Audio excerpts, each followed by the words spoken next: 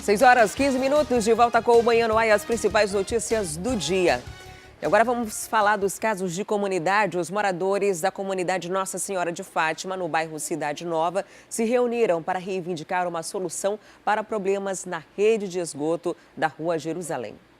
Logo na entrada, aqui na Rua Jerusalém, no conjunto Nossa Senhora de Fátima, a gente já se depara, com esses buracos aqui na rua. Esse aqui, por exemplo, tem aproximadamente uns 2,5 metros. Acabou de chover, já encheu aqui de lama, já tem bastante água. Os carros já passam com bastante dificuldade. Os moradores também têm que desviar dos buracos. E olha só o tamanho do prejuízo que os veículos encontram pelo meio do caminho para poder chegar até as suas casas ou ter acesso à rua principal do bairro. A gente vai conversar aqui com uma das moradoras que tem aí um grande prejuízo toda vez que chove. A Renata, a casa dela alaga, inclusive já perdeu, né, peças, geladeira, máquina de lavar, não é, Renata? Isso mesmo, toda vez que alaga, mais de 20 anos que a gente sofre desse problema e toda vez é a mesma coisa, a gente perde alguma coisa, não tem ninguém para ressarcir a gente, entendeu? A gente fica aqui numa situação bem precária mesmo e depois tem que tirar toda aquela lama de dentro de casa, fica mesmo uma situação degradante mesmo. Olha, só para você ter uma ideia, quando chove, fica mais ou menos aqui a água. Vou mostrar para você. A água entra na casa da dona Renata, fica tudo alagado, tem até a marca ali, tem marca de água na parede das casas aqui nessa rua. E agora os comunitários também se reuniram para fazer parte aqui dessa reportagem. Nós temos o pastor, nós temos as moradoras e temos também o seu Sérgio, que ele é um comerciante, tem o seu comércio também prejudicado com a chuva e com toda essa precariedade que o bairro vive, não é, seu Sérgio? Com certeza, aqui é uma comunidade Nossa Senhora de Fátima, né? Existe 3 bueiros para que passasse essas águas, só que as pessoas construíram casa em cima do córrego, né? E não tem por onde passar essa água. Então está causando alagações. Minha casa já foi alagada. E muitas, são centenas de casas que vão ao fundo, né? Então as pessoas sofrem há 20 anos aqui. E eu queria pedir encarecidamente ao senhor prefeito, que tem autoridade para fazer isso, reabrir esse garapé, tirar as pessoas que for necessário para tirar, né? Porque só querem culpar as pessoas, mas eu quero dizer, prefeito, que a comunidade, o povo precisa de casa, de terreno para morar. Você tem autoridade para tirar essas pessoas e colocar em outros locais, né? Ampliar a área e dar para essas pessoas que realmente precisam. Olha, e agora a gente vai mostrar, agora aí na sua tela, um vídeo que diz respeito a essa área aqui que nós estamos. Vou mostrar para vocês essa casa, aquela casa branca ali de portão, né? Eu vou mostrar agora aqui no vídeo, você vai acompanhar imagens de como fica quando chove. Alaga tanto que a água chega a invadir as casas, não tem como passar, os carros ficam com extrema dificuldade na hora da passagem. E quem fez esse vídeo é justamente o líder comunitário, o André. André, quais são as outras dificuldades que vocês encontram aqui, além dos buracos, além da chuva, além de todas as perdas de material que vocês já tiveram ao longo desses 28 anos que a comunidade existe? Na questão da limpeza pública, porque o bairro ainda não teve mutirão de limpeza. Isso tudo também prejudica, porque os moradores precisam ter um mutirão de limpeza. Então isso também prejudica a alagação. Mas a gente faz ainda o apelo ao nosso prefeito, às nossas autoridades, que olhem para essa comunidade. São 28 anos essa comunidade sofrendo e ninguém toma uma providência. As casas alagam, o bairro está abandonado na questão de buraco, o poder público virou as costas para a comunidade, mas essa comunidade precisa que as autoridades olhem com mais atenção, com mais carinho. Não venha aqui só na época de política, não. Venha fazer alguma coisa para esse povo, porque esse povo não aguenta mais sofrer. Então fica o registro para as autoridades, para que todas as providências cabíveis sejam tomadas em relação à rua Jerusalém, aqui na comunidade Nossa Senhora de Fátima. Em nota, a Secretaria Municipal de Infraestrutura informou que executa serviços periódicos nos núcleos dos bairros Cidade Nova. Especificamente na comunidade Nossa Senhora de Fátima, não há uma programação fechada para os próximos dias. Mas ressaltam que essa demanda já foi encaminhada ao distrito responsável pela área para que seja programado serviços, no máximo até a primeira quinzena deste mês. E o Serviço Geológico do Brasil já divulgou o primeiro alerta de cheia de 2019. Em boa parte da Amazônia, os níveis dos rios não devem ser alarmantes. No entanto, os municípios do Alto Solimões podem ser os mais afetados nos próximos meses. Já estão em situação de alerta as cidades de Atalaia do Norte, Benjamin Constant, Tabatinga, São Paulo de Olivença, Amaturá, Santo Antônio do Içá e Tonantins, na calha do Alto Solimões. E até as primeiras semanas de junho, o rio nessa região deve chegar próximo à cota de emergência. Próximo ali do Solimões, a gente vai ter um impacto maior. Solimões e Purus, porque tá próximo da nascente, né? Ali que é onde está chovendo bastante, na bacia ali no início, no Peru, vindo agora para a entrada do Amazonas, ali na região transfronteiriça. Então, é possível que ali chegue bem próximo da máxima. Além dos municípios do Alto Solimões, outros 14 também estão em alerta e podem ser afetados com a subida dos rios.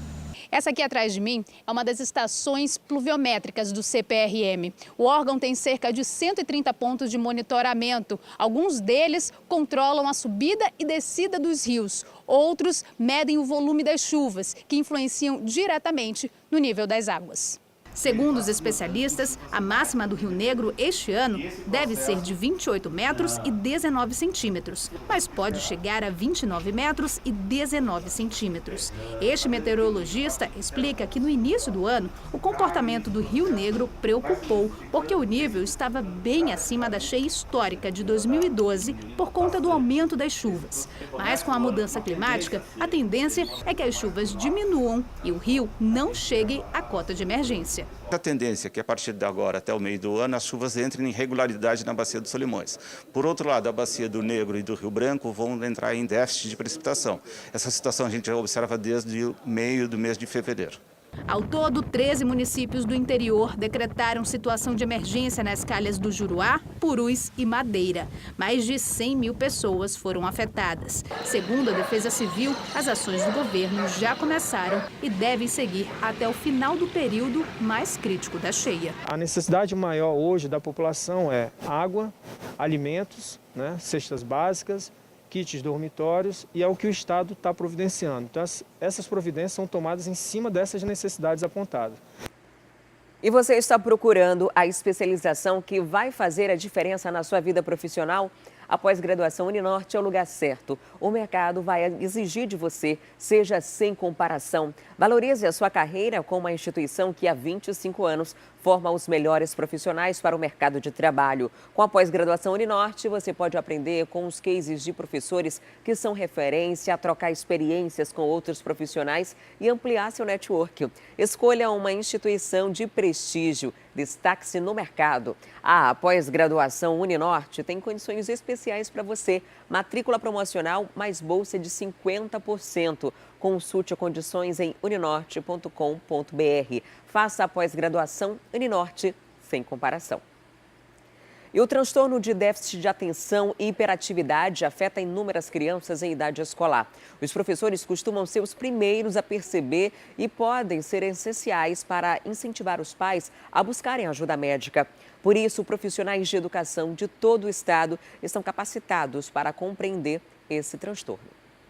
Valder tem 17 anos. Quando era criança, foi diagnosticado com transtorno de déficit de atenção e hiperatividade. E por isso, ele tinha muita dificuldade para se concentrar e deixou a vida escolar dele bem mais complicada que a dos colegas. Às vezes eu chegava na sala, sentava e o professor dava o assunto e eu não conseguia, às vezes responder a tarefa completa, porque, sempre, entrava no automático, eu ficava olhando para um lugar fixo e ficava, meia hora, 20 minutos olhando para um lugar fixo e depois, quando eu me percebi que o tempo já tinha passado, eu vi, tem que estudar e tal, e o tempo já tinha acabado. A mãe acompanhou de perto essa luta e sofreu junto quando o menino não encontrou apoio na sala de aula. Ela conta que tentou de todas as formas mostrar aos professores a melhor maneira de ajudar o Valder com os estudos, mas nem sempre era simples. É muito difícil um professor chegar com você, olha, leva o seu filho no médico, até o professor mesmo, também é difícil esse diagnóstico. Mas a gente precisava entender o motivo dele não ficar comportado como as outras crianças, né? É difícil tanto para ele quanto para o professor. Porque vê todas as crianças sentadas e por que um não fica? Foi quando ela percebeu que outros pais e mães passavam pela mesma situação e resolveu ampliar a conversa para além dos professores do filho. Nesta sexta-feira, centenas de professores da capital passaram por um curso de capacitação para entenderem melhor o que é o TDAH. O evento foi feito pelo recém-criado Núcleo da Associação Brasileira do Déficit de Atenção no Amazonas. O desafio é conscientizar, a gente poder passar informações para que aí sim os profissionais de educação possam suspeitar se uma criança é TDAH. Este médico explica que o diagnóstico não pode ser feito pelos professores, mas quando eles suspeitam do problema, podem encaminhar a criança a um especialista. O professor ele nota muitas vezes a criança que tem dificuldades de concentração, de agitação, questões relacionadas à dificuldade de aprendizagem, mas não necessariamente todas essas crianças elas têm TDAH. Quando, na verdade, a gente faz um diagnóstico diferencial e consegue separar tudo, a gente vê aquelas crianças que têm realmente uma quantidade de sintomas de atenção e hiperatividade que não estão associados a esses outros fatores. As palestras vão ser gravadas para serem repassadas também aos professores do interior do estado. Até o fim do mês, todos os municípios devem ter uma cópia. É uma ação que tem um duplo sentido e uma dupla dinâmica. Primeiro, de formar mesmo, explicar para as pessoas o que é o TDAH e como nós, enquanto educadores, podemos tratar isso em cada uma de nossas escolas. E uma outra é no nível da sensibilização, porque às vezes não basta só a formação, a gente tem que estar sensível a esta questão. Mas além de todo esse suporte na sala de aula, o apoio da família e amigos mais próximos é bem importante.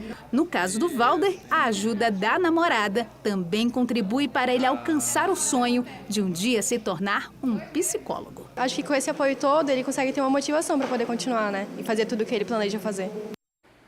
Que bacana, parabéns aí pela iniciativa, é importante mesmo que isso seja identificado. Às vezes os pais vão ter dificuldade de conseguir identificar em casa ou por ter um único filho, não conseguir fazer esse comparativo e na sala de aula o professor vai ter a oportunidade de conversar, de verificar o comportamento, de fazer um comparativo de por que esse aluno tem mais dificuldade nisso ou naquilo, por que tem uma dificuldade na leitura ou não consegue se concentrar para fazer as atividades ou perde essa atenção muito rápido. E aí é importante também que os pais façam a sua parte, procurem a escola, participem das reuniões periódicas, conversem com o professor para saber qual a dificuldade ali que seu filho tem e procurar ajuda médica se for o caso. E aí você vai conseguir ter que o seu pequeno, a sua criança, tenha uma qualidade maior na educação, consiga concluir os estudos de maneira regular, sem ter repetições de ano, por às vezes um problema de saúde. E nesse fim de semana aconteceu em todo o Amazonas o dia de vacinação contra a influenza H1N1. A campanha teve que ser antecipada aqui no estado por causa do aumento de números de mortes. A A campanha iniciou no dia 20 de março em todo o estado. Na capital, foram preparadas 1.200 salas de vacinação em unidades de saúde, quartéis do Exército e clínicas particulares. Nos outros 61 municípios, foram 1.352 espaços reservados para o dia D. O número de mortes por H1N1 chegou a 31 casos no estado. A maioria na capital Manaus, com 24 casos. A meta da campanha é imunizar 90% de 455.083 pessoas que integram os grupos prioritários. Até a última quinta-feira, 70% desse número já havia sido imunizado. Fazem parte do grupo crianças a partir dos 6 meses e menores de 6 anos de idade, idosos, trabalhadores da área de saúde, gestantes, mães de recém-nascidos puérperas, pessoas com doenças crônicas como hipertensos, diabéticos, crônicos renais e usuários vivendo com HIV. O grupo de grávidas requer atenção redobrada. Elas estão com menor índice de imunização. Até agora, apenas 43% foram vacinadas. A ação também será intensificada em crianças menores de 6 anos. Desse grupo, ainda faltam 77.664 pessoas. A diretora da UBS, Glícia Cardoso, explica que ainda falta a conscientização dos pais e gestantes. Infelizmente, as grávidas e as crianças ainda estão deixando de buscar os nossos postos, porque não é por falta de orientação. Dentro de todas as nossas unidades básicas de saúde, nós orientamos essas grávidas, quando elas vêm para o pré-natal, nós não perdemos oportunidades e já imunizamos, e as crianças também. Precisamos que essa categoria, principalmente, busque as nossas unidades de saúde. Alessandra é mãe de Laura e Lara. Aproveitou o dia D e trouxe as filhas para vacinar. Temos que cuidar, né? De quem amamos, principalmente. Tem que vir, tem que cuidar. Laura, de 4 anos, chorou no início, mas depois ainda deixou recado para as outras crianças. Vem para dar saúde. Outra que não deixou para depois foi a dona Maria Antonieta, de 84 anos. Todo ano, vem se vacinar. É para prevenir, né? Contra as doenças, contra a gripe, né? É muito perigoso. Por isso que todo ano eu me vacino. A campanha continuará durante a semana. A Secretaria Municipal de Saúde está disponibilizando 20 postos no município de Manaus, funcionando até às 19 horas, e os 10 postos que já funcionam também em todas as zonas de Manaus até às 21 horas. É isso mesmo, a campanha continua, então não tem desculpa. Vamos procurar uma unidade básica de saúde para fazer a sua vacinação. E como foi dito anteriormente, o horário de atendimento foi ampliado para atender o grupo prioritário. E durante a noite a procura é menor, portanto tem menos fila e é uma boa opção para você que não tem tempo durante o dia. Cadeiras vazias, nada de fila, atendimento rápido. É assim na maioria das unidades básicas de saúde que atendem em horário estendido depois das 7 da noite. O casal aproveitou para trazer o bebê para vacinar. Porque durante o dia não tem tempo, né? Esse trânsito caótico de Manaus aí não permite a gente sair do trabalho para vir aqui. Então esse horário é o melhor que tem, não tem para onde correr. Então quem tiver oportunidade aí para trazer seu filho, as pessoas idosas de casa, o grupo de risco, pode vir nesse horário, o melhor horário que tem. Mamãe então aproveitou. Esse horário está bem tranquilo, dá para vir sim. Devido à antecipação da campanha contra a H1N1 no estado do Amazonas, mais 10 UBSs tiveram horário de atendimento ampliado para atender ao grupo prioritário. 30 unidades básicas de saúde estão realizando a vacinação até às 9 da noite. Nós temos 200 postos espalhados pela cidade, ofertando a vacina para todo esse público que é prioritário. É preciso que a população também tenha essa corresponsabilidade de buscar o serviço, porque o serviço está preparado para receber, com a vacina disponível para atender a todos que procurarem dentro dos critérios que são pré-estabelecidos pelo Ministério da Saúde. A campanha faz um alerta às grávidas. Do grupo prioritário, elas apresentam o menor número de vacinação. Apenas 63% foram imunizadas contra a doença. Porque a gestante, ela tem uma suscetibilidade ao agravamento numa situação de gripe, das síndromes gripais. Por isso é preciso que ela se proteja, até porque quando ela se protege, ela protege também ao filho, né? Até 6 meses a criança fica protegida. A meta é imunizar 90% do público-alvo, ou seja, mais de 1.103.000 pessoas em todo o estado. Subiu para 32 o número de mortes por conta da doença, segundo o último boletim epidemiológico divulgado. Desses, 31 foram detectados só em Manaus. A situação é grave, muitas pessoas já morreram e se essa imunização não for feita, isso vai continuar acontecendo. Então, antes tinha a reivindicação de que não existiam as vacinas para você tomar ainda no Amazonas. A campanha nacional só vai começar agora na segunda quinzena de abril em todo o Brasil, mas aqui a gente já tem essa oportunidade, então vamos aproveitar. Quem deve se vacinar, né? Muita gente ainda fica na dúvida de quem pode e quem não pode. Os idosos acima de 60 anos, pessoas com doenças crônicas, as grávidas, que são um grupo que estão dando o maior trabalho. Inclusive, quando eu fui tomar a minha vacina, não tinha nenhuma grávida tomando a vacina, apenas idosos e crianças. E as crianças só podem ser imunizadas entre 6 meses e 5 anos de idade. Fora dessa idade, desse grupo prioritário, a única chance que se tem até então é procurar as unidades particulares e pagar pela vacina, que custa em torno de R$ 150.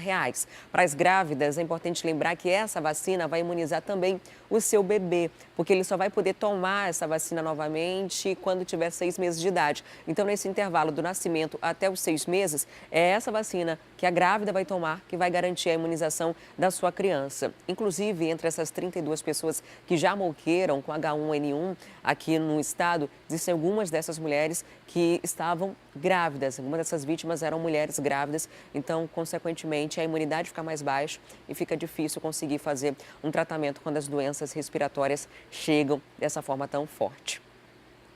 E ainda nessa edição, a gente fala da chacina em Beruri. 5 pessoas de uma mesma família foram assassinadas. E mostra também que um lutador de MMA morreu depois de receber golpes durante um evento de luta aqui em Manaus. No próximo bloco tem também as vagas do Cine. São mais de 100 oportunidades nesse início de semana e eu trago os detalhes para você já já. Não saia daí.